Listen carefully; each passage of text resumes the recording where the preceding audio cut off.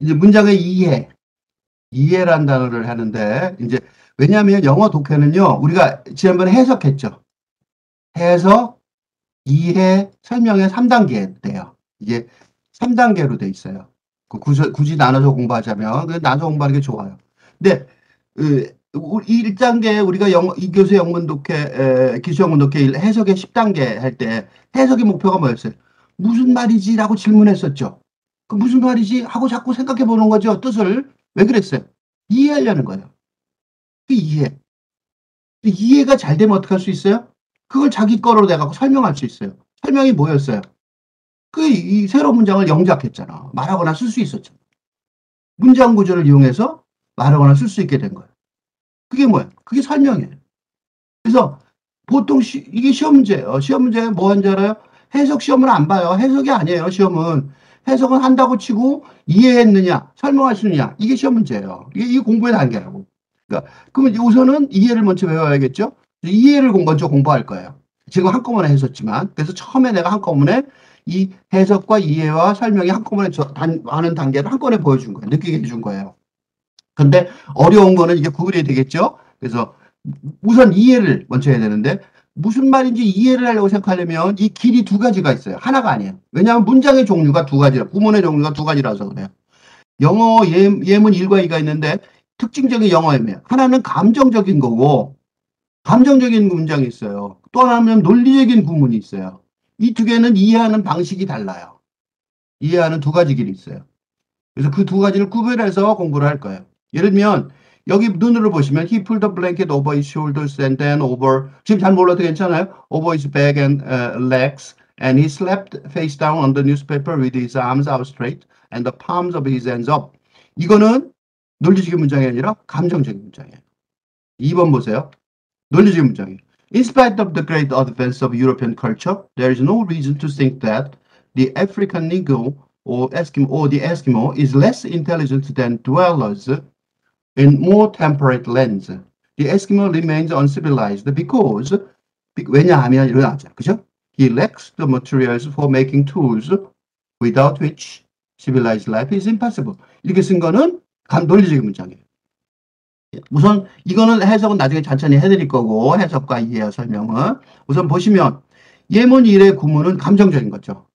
감정적인 거는 목표가 뭐냐?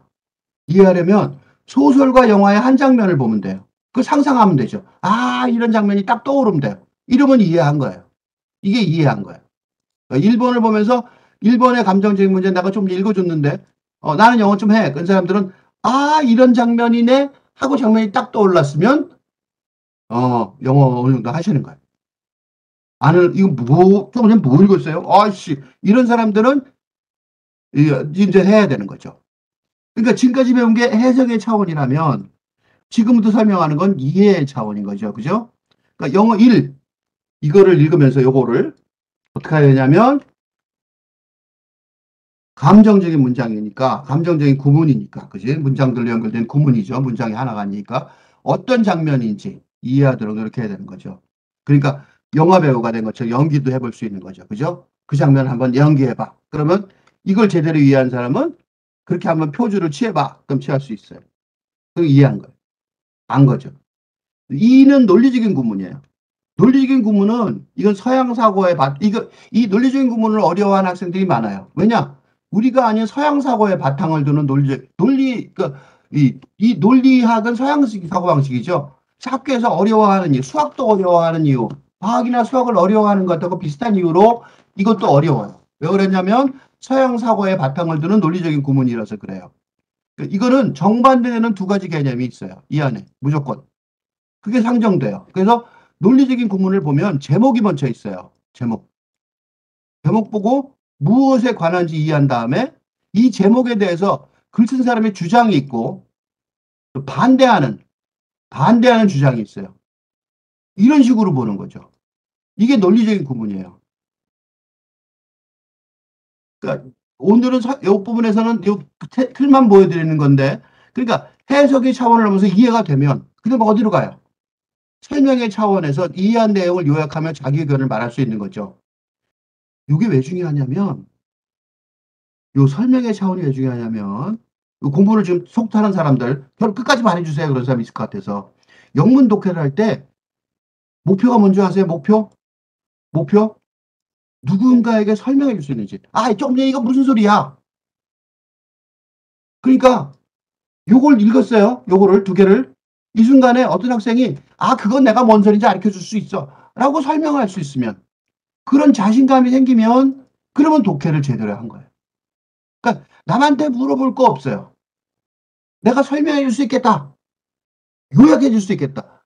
이게 뭐냐면 영어 독해 시험 문제가 바로 그래요. 영어 독해 시험 문제에서 쉬운 건 뭔지 아세요? 쉬운 거. 여기서 쉬운 것은 쉬운 문제는 제대로 이해했는지예요. 그리고 어려운 문제는 나름대로 설명할 수 있는지 물어보는 거예요. 그러니까 영어 시험 문제가 두 종류인데 쉬운 문제. 쉬운 문제는 이해했는지 물어보는 거고 어려운 문제는 설명할 수 있는지 물어보는 거예요. 그 시험 문제 내기가 선생님들 나는 시험 문제를 냈을 거 아니에요? 시험 문제 어떻게 하느냐? 이해만 물어보면 아, 선생님 이번에 좀 어려워요. 우리 학교는 그 저기 입시를 따로 시험을 또 봤거든요. 그러면 이제 어떤 지 아세요? 입시 시험 볼 때 아, 작년도에 시험 문제가 좀 어려웠나 봐요. 이번에 한 1점쯤 더 올라가게 조금 쉽게 해주세요. 1점을 더 올려? 평균? 그게 가능하다는 생각이 안 들죠? 돼요. 왠지 아세요? 그걸 계산해서 냈거든, 문제를. 학생 수준하고 대강 비교해서 설명 문제를 좀 많이 내면 설명을 못하면 못 풀게 만들어버리면 어려운 거예요. 이해까지는 했는데 이해는 어렴풋이 했어. 근데 설명을 못해. 그런 문제 쫙 내면 금년에 시험 무지 어려웠어요. 이렇게 되는 거죠. 근데 설명이 이해만 하면 풀 수 있게 내면 쉬웠어요. 이렇게 되는 거죠. 난이도 조절이 가능해요.